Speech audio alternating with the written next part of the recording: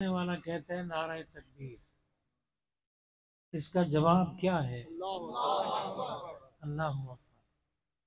तो क्या अल्लाह अकबर कहना गुनाह है? फिर सब ने क्यों नहीं कहा? तुमसे फिरौन का नारा लगवाएं या यजीद का नारा लगाओगे? अगला जज्बात में आके कहता है नारा तकबीर। अल्लाह अकबर तो सब कहो ना यार, अल्लाह के मुनकिर तो कोई नहीं। नारे तकबीर। बस अब मैं यही कह रहा हूँ।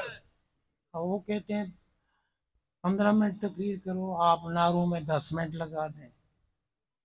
मैं इस बात का नहीं कायल, नारे का मुनकिर भी नहीं हूँ। मैं अर्ज कर रहा हूँ ना भी नारा अगर कोई लगवाए ना तो सारे बोले करो अल्लाह अकबर। और नारा का मतलब ये नहीं होता कि चुप कर जाओ, ठीक है ना, दिल में कहो अल्लाह अकबर।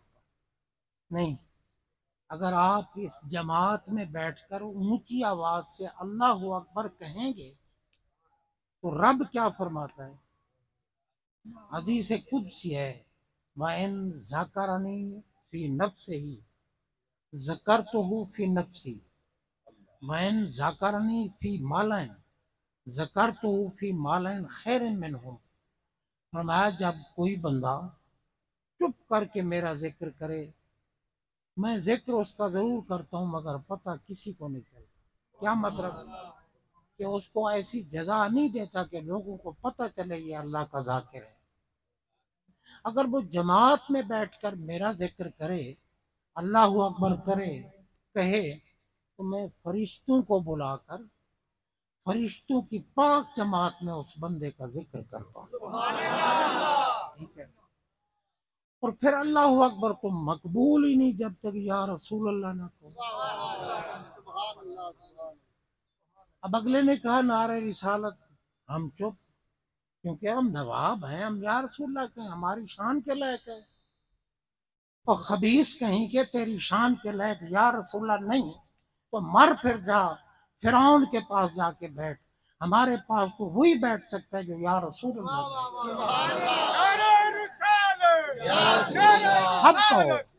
सबको या रसूल। मुल्ला मुल्ला कहते हैं जी या रसूल अल्लाह कहना शिर्क है, क्योंकि गैब को निदा देना शिर्क है। अल्लाह ताला ने खुद फरमाया प्यारे इब्राहिम खलीलुल्लाह अलैहिस्सलाम, वअज़्ज़िन फिन्नास बिल हज, ये कुरान पाक है। फरमाया इब्राहिम खलीलुल्लाह अलैहिस्सलाम, लोगों में हज का ऐलान आम कर दो। या अल्लाह यहाँ बंदा तो है ही कोई नहीं। हाँ जी, अच्छा मुफ्ती साहब आ रहे हैं, माशाल्लाह माशाल्लाह। नारा पहले भी लगवाते रहे, जवाब नहीं मिलता था, इसलिए आप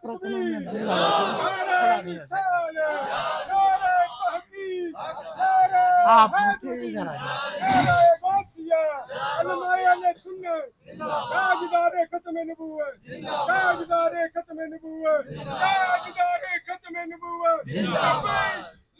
यार, चुप करके बैठो, मैं कहता हूँ मुझे बोलने दो। उनने अपना काम शुरू कर दिया, नमाज नहीं पढ़ता लब्बैक या रसूल अल्लाह। अरे जो लब्बैक या रसूल अल्लाह कहता है कम से कम नमाज तो 5 गाना पढ़े। वो नबी की बारगाह में कहाँ हाजिर है? नबी की बारगाह में लब्बैक या रसूल अल्लाह वही कह सकता है जो शरीयत की पाबंदी करे, वरना हमें अल्लाह ने तो फरमाया कि लब्बैक या रसूल नहीं, तुम आओ तो कहो अल्लाहुम्मा लब्बैक, अल्लाहुम्मा अल्लाह, मेरे अल्लाह मैं हाजिर। खैर बहरहाल ये इधर उधर की बातें छोड़ो, अब मुफ्ती साहब भी तशरीफ ले आए। तो हजरात मोहतरम, मैं अर्ज ये कर रहा हूँ कि अल्लाह ताला ने फरमाया प्यारे इब्राहिम खलीलुल्लाह अलैहिस्सलाम, वाज़िन, ऐलान आम कर दो, ऐलान आम फरमा दो फिन्नास, लोगों में। या अल्लाह जहां मैं खड़ा हूं यहां तो लोग ही कोई नहीं, यहां तो बियाबान है, पहाड़ है, मेरी आवाज कौन सुनेगा। और मैं वअज़्ज़िन व अलैयल इबलाग, प्यारे आप ऐलान आम करें क़यामत तक। जिस बंदे ने दुनिया में आना है वो आपका ऐलान सुनेगा, और जो खुश नसीब है वो जवाब भी देगा। ठीक है ना, सुनेगा और जवाब भी। यार हर बंदा सुनकर खुशबख्त जो है वो जवाब भी देता है। ये तो आम बंदों की है, जो भी क़यामत तक आने वाला है। ईमान से बताओ, हमारे आका तो सबके आका हैं, सबसे अफजल हैं। उनको या रसूलल्लाह को वो नहीं सुन सकते? तो मुल्ला तेरी मत मारी गई है कमीने, मेरा नबी नहीं सुन सकता? जिसके लिए रब फरमाता है कि अगर मेरी समात देखनी हो तो मेरे महबूब की समात देखो। मेरा महबूब मेरी जात की भी बुरहान है, मेरी सिफात की भी बुरहान है। और फिर नमाज पढ़ते हो ना, जितने बैठे हैं नमाज पढ़ते हो ना? नमाज में नहीं पढ़ते अस्सलामु अलैका अय्युहन नबिय्यु व रहमतुल्लाहि व बरकातहू? पढ़ते हो या नहीं पढ़ते? बोलो। जो नहीं पढ़ते वो बेशक ना बोले। हम सुन्नी पढ़ते हैं, और सुन्नी भी वो जो अहले बैत के मुहिब हैं। अब ये भी तफरीक करनी पड़ती है। अहले बैत के मुहिबों को सुन्नी कहते हैं। जो जिक्र अली सुन के कहे अली अली करते हो, ये तो राफियों का काम है। और पागल, मेरा नबी कहता है जिक्र अली यानी इबादत। अली का जिक्र करो, उनकी जात का जिक्र करो, सिफात का करो, उनके कमालात का करो। अली का जिक्र करना इबादत है। और राबिया सैयदा पाक है उम्मुल मोमिनीन आयशा सिद्दीका रज़ी अल्लाह ताला। हजरत साहब को पता है इसीलिए पहले उनने बता दिया। ठीक है ना जनाब?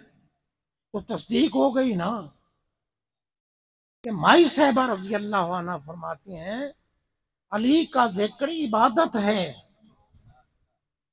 और सिद्दीक अकबर जो पैकर सिद्क व सफा है, मंबाए मेहरो वफा, मुक्तदाए मुहाजिर व अंसार, दयारे इश्क के शहरयार।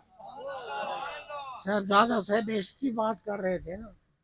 इश्क की बड़ी अजीब चीज है, यानी बंदे को इश्क आ जाए तो पागल हो जाता है। कह रहे थे भाई इश्क ने मेरी दनाई लौट ली। दनाई लौट ली तो फिर तो पागल हो गया।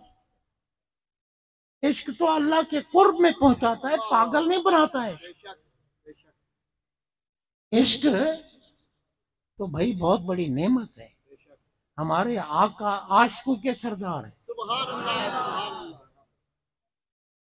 इसलिए क्योंकि कुछ अनपढ़ लोग भी होते हैं जो शायर बन जाते हैं। शायर, वो इधर बहावलपुर के इलाके में एक शायर है, उसको अल्लामा कहते हैं, अल्लामा। और उसका शेर पढ़ते हैं सरायकी में कि सूं अणसूं कूड़ेंदा बैठा, यार दे मुंह कूड़ेंदा बैठा। वो मेरे हाथ आ गया एक महफिल में। मैंने कहा यार तेरा ये शेर मैं सुनता हूँ, तेरा है? हाँ जी मेरा है।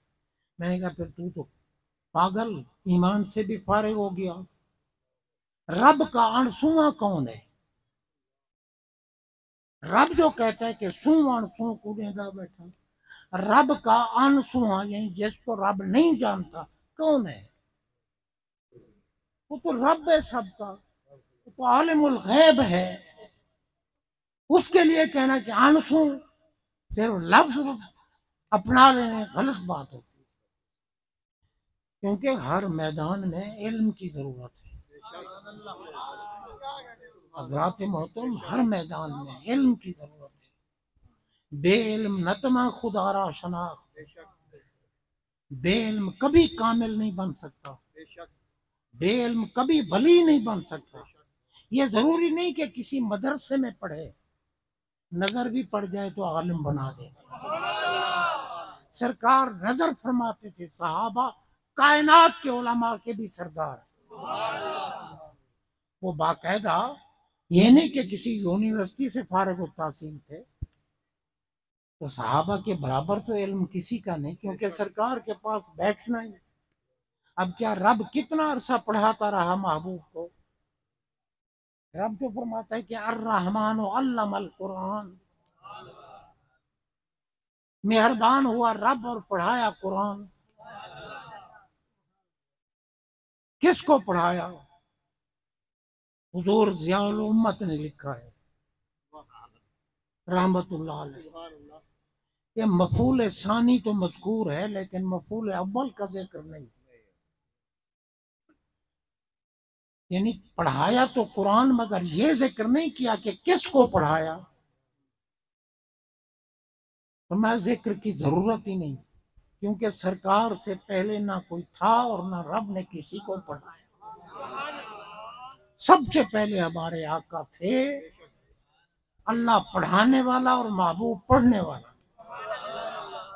अब कोई कहे नबी को दीवार के पीछे के इल्म नहीं, मैं उस कुत्ते को जूते ना मारूं? शर्म नहीं आती? पागल कुत्ते कहीं के, पढ़ाए अल्लाह और नबी को इल्म नहीं, फला फला इल्म नहीं। शर्म करनी चाहिए। क्या पढ़ाया है रब ने? कुरान। कुरान कौन सी किताब है? वनज़्ज़लना अलैकल किताब तिबयानन लिकुल्लि शै। मैंने तकरीर शुरू नहीं की, वो तो 15 मिनट करनी है ना, ठीक है। अब वो अभी तो शुरू नहीं की ना जनाब, मैंने भी खुतबा ही नहीं पढ़ा, ठीक है ना जी। ये तो अभी वैसे बात सुना रहा हूँ आप, ठीक है ना जी, वैसे ही बात सुना रहा हूँ कि भाई कुरान कौन सी किताब है। अल्लाह ने फरमाया वनज़्ज़लना अलैकल किताब, ऐ प्यारे महबूब हमने नाजिल की आप पर किताब, कुरान मजीद। वो कैसी किताब है? फरमाया तिबयानन, बयानन लिकुल्लि शै नहीं, तिबयानन लिकुल्लि शै। ज़ियादतुल हुरूफ तदुल्लु अला ज़ियादतिल मानी। हर्फ बढ़ते जाए माना बढ़ता जाता है। बयान अल्ले कुल्ले शय नहीं, बयान होता ना तो वह है कि कुल्लियात का इल्म, बस बता दिया कि ये माइक्रोफोन है। लेकिन तिबियान जुजियात का इल्म, ये माइक्रोफोन है, इस पर ये जाली लगी हुई है, ये लोहे की है, ये फलां कारखाने से बनी है, इसको बनाने का तरीका ये है, इसके अंदर फलां कुछ है, फलां कुछ, इसको तिबियान कहते हैं। यानी कोई चीज भी जिक्र के बगैर न रहे। तो हजरात मोहतरम, अल्लाह ने फरमाया मैंने महबूब को वो किताब दी है जिसमें कुल शय, अब देखो ना, कुल शय, इसमें रब ने अपनी जात को भी मुस्तस्ना नहीं फरमाया। रब भी शय है, क्योंकि देखो रब तो शय कहते हो, शय नहीं तो क्या है? कुरान पाक में अल्लाह ने खुद फरमाया कुल्लु शैन हालिकुन। अब यहाँ अपनी जात को मुस्तस्ना किया, इल्ला वजहहू। अब शय का इत्तलाक अल्लाह की जात पे आता था तो अपने आप को मुस्तस्ना किया ना, कि फरमाया हर शय हिलाक हो जाएगी, मौत आएगी, खत्म हो जाएगी, इल्ला वजहहू, मगर अल्लाह की जात बाकी। तो पता चला कि अल्लाह भी शय है। लेकिन जहां इल्म महबूब की बात की, वहां खुद को भी मुस्तस्ना नहीं किया। मैं पागल हो गए हो, मखलूक का इल्म तो कहाँ रहा, मेरे महबूब को खालिक का भी इल्म है, और खालिक का भी। तो रब पढ़ाने वाला, महबूब पढ़ने वाला, कोई कहे फला इल्म नहीं, फला इल्म नहीं, फला, डींगे मारते हैं। डींगे मारने से दीन नहीं समरता। बात करो, बात करो ना। यूं ही खड़े होके जी नहीं नबी को, नबी जिंदा है तो दफन क्यों कर दिया, कहते हैं ना जी, अगर जिंदा है तो दफन क्यों कर दिया। और मैंने कहा कुत्ते, कुरान कहता है शहीद जिंदा है। कौल पर भी पाबंदी है, गुमान पर भी पाबंदी है। वला तकूलू लिमन युक्तलू फी सबीलिल्लाह अमवात, अल्लाह के रास्ते में जो जान देते हैं उनको मकतूल फी सबीलिल्लाह को मुर्दा मत कहो, बल आया वो जिंदा है। तो बताओ शहीदों को दफन किया जाता है या नहीं किया जाता। पागल, तेरी कब्र की तरह उनकी कब्र नहीं होती।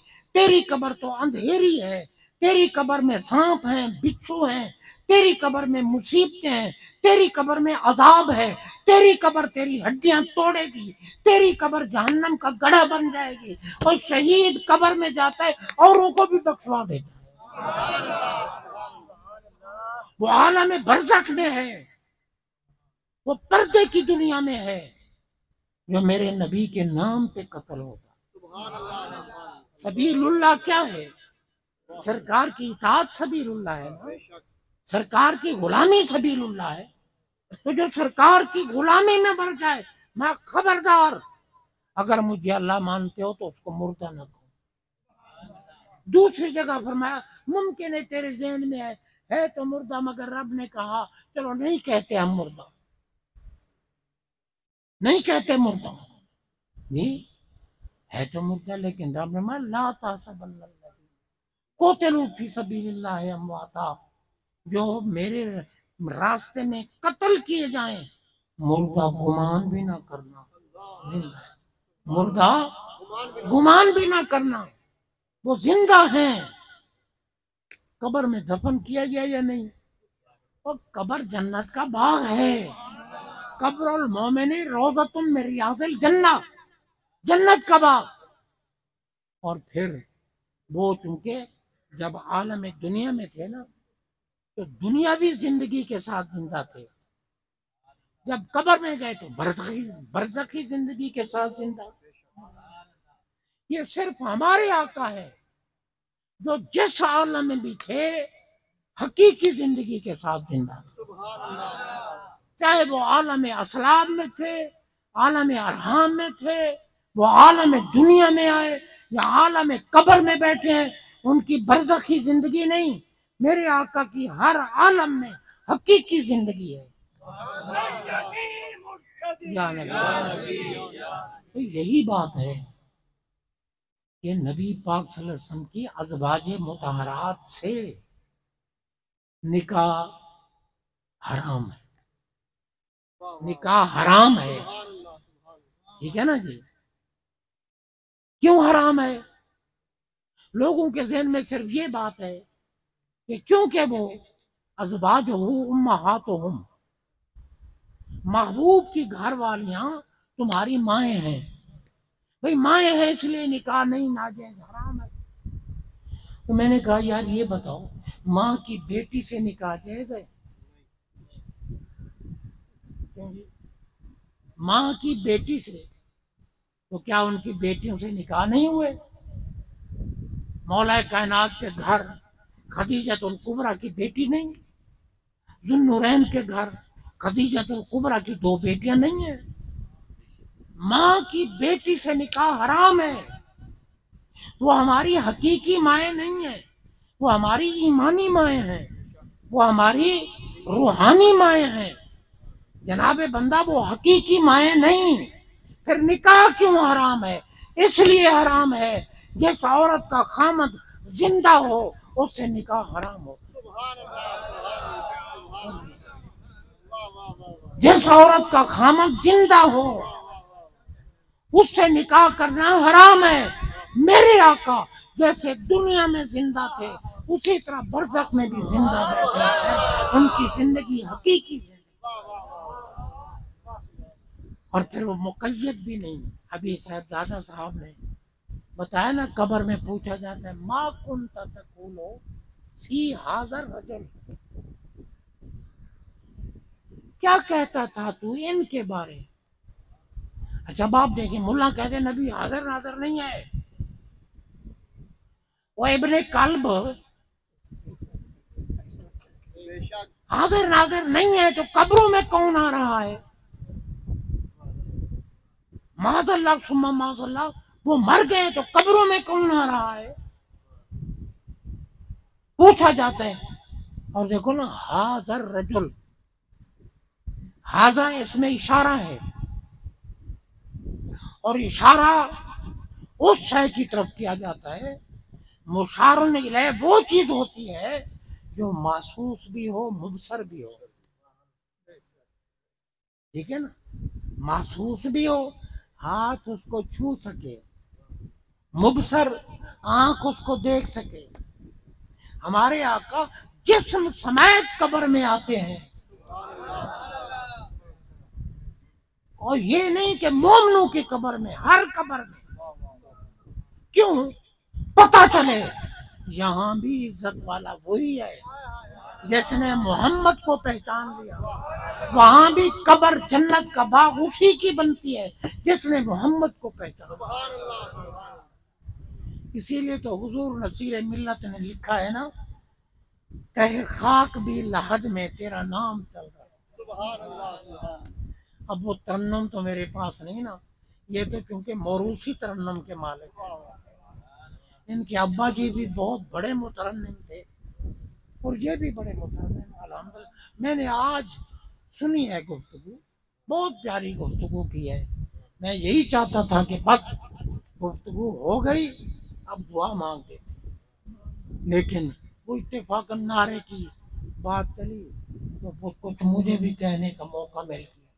तो भाई सरकार जिस्म समेत, समझ लो, अगर कोई मुल्ला कहे कि नहीं नबी माज़अल्लाह नबी मर गया, और कुत्ते नबी मर गया, तू कलमा किसका पढ़ रहा है।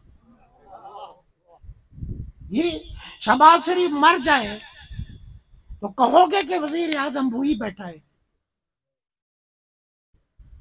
जो वजीर आजम किया खत्म, बिजारत उज़्मा, मर गया खत्म।